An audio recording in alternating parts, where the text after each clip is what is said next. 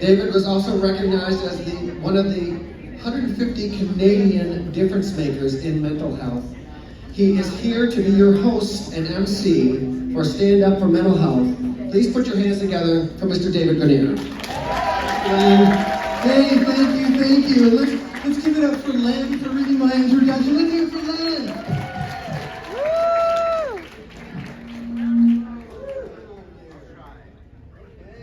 Hey, thank you. This is like my 10th year. I am so honored. I have a question. Did the same guy win the TV as the 50-50? Yeah. Oh, man.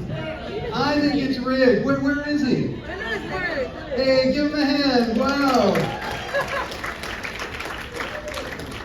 So he'll be sharing that money with everyone. So just go see him after the show. And hey, we've got 5 comics for you. They're sitting over there. Let's give a big round of applause. Yes, and so yes, my name is David Granirer, and I love to come to this conference. I'm a peer. I have mental health issues. I have depression. I found this great new way of overcoming depression. Whenever I'm depressed or bummed out, I go find someone who's really happy, and I suck the life force out of them. Thank you. I learned that from my parents. It's all too effective. And actually, who are the parents here? Who has kids? Who are the parents? Okay. Sort of minor enthusiasm for that. Not bad. Yeah, I've got 2 kids and they're grown, and they both went to university called University of Victoria, which is around where I live. And they got me this hoodie that has big letters, University of Victoria on it. That hoodie cost me $60,000. I wear it every chance I get. But I come from Canada, and people think Canada's a wimps. We are a tough nation. Our military gives courses to our pilots on how to withstand torture and hopelessness. They make them run as Democrats in Texas.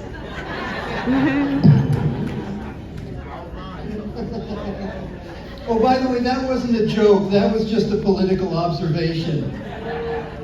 Oh, but yeah, so I do a lot of flying, and I'm a terrible flyer. I was flying in northern Canada on one of those little planes, and I was on the plane and I could feel every bump and every jolt. I was so freaked out.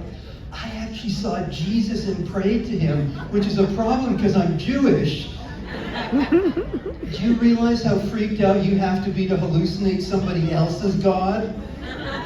So I'm on the plane, help, we're all gonna die, we're all gonna... And they're like, sir, stop that. We cannot leave the gate until after you sit down. But Canadians, we can always recognize you. You folks, most of you have been to New York City, right? By applause, who here's been? Yeah. So you know that in New York City, when it comes to crossing the street, nobody waits for the light. Everyone just waits till there's a critical mass, and they push and they shove and they elbow their way across the street. Well, that happens.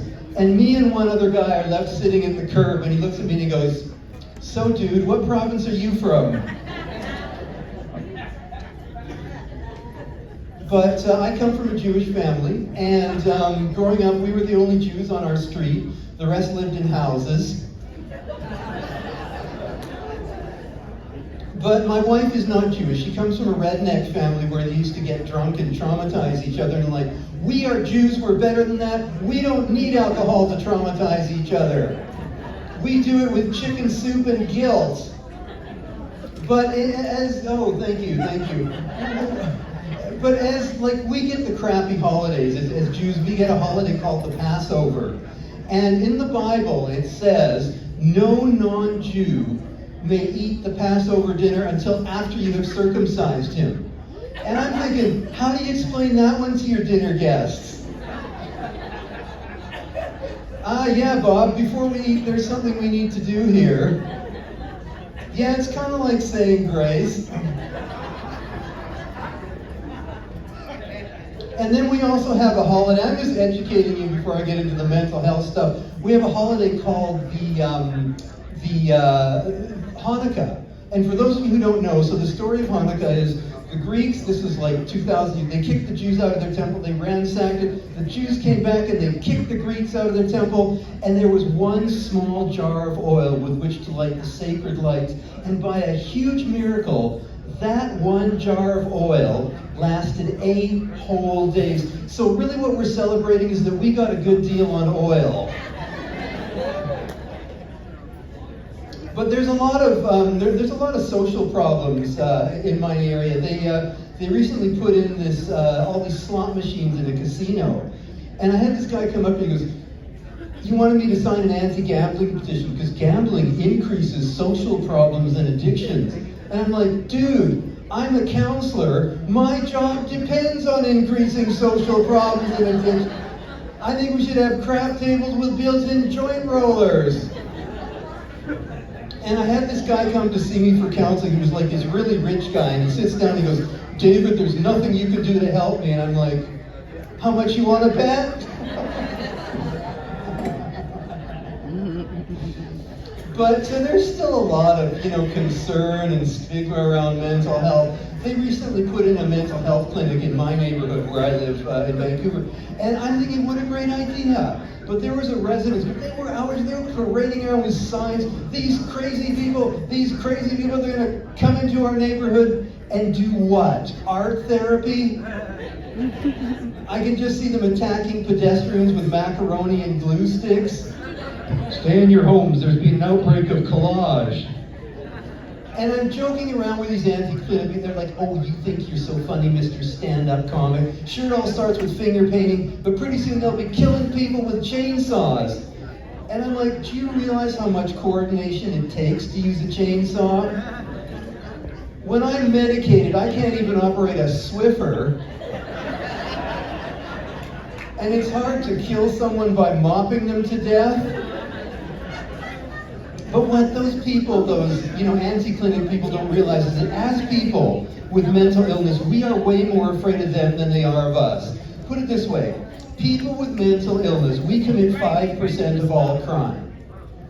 That means normal people commit the other 95%. Have you ever looked at a normal person? They're polite, well-dressed, gainfully put. They could snap at any moment. When it comes to crime, I feel way safer around some guy who hears voices and thinks he's the supreme ruler of the universe. Put it this way, when you are managing 50 billion galaxies, you are way too busy to steal my car. They're like, "Dude, we travel at light speed, why would we want your minivan?" And every time someone with a mental health condition, someone with a mental illness commits a crime, you always hear about it in the media. I mean, no wonder people are afraid of us. If any other group got mentioned, every time one of their people committed a crime, we'd be afraid of them too. And the perpetrator, who is a certified plumber, entered the bank disguised as a sewage pump. Said a hostage, the worst part was when he threatened us with his butt crack. Now I have nightmares every time I see 2 grapefruits pushed together. And I take medication, and I'm not saying you have to take medication, but it's helped me over the years. And I was at this conference, and this expert said, "Antidepressants are an addictive drug," and I'm like, "Oh, really? Next you'll be telling me they're a gateway drug. They'll motivate me onto more powerful substances like Tums, Lifesavers, Preparation H." But I didn't mind being called an addict, but I mind being called stupid. And with all the great street drugs out there, I would have to be an idiot to choose antidepressants as my high. I can just see going to my dealer, "Yeah, I'm looking for something that takes 4 to 6 weeks to kick in." And I don't need to get high, I'll just settle for dry mouth and sexual side effects. Anyhow, folks, are you ready for your first comment? Are you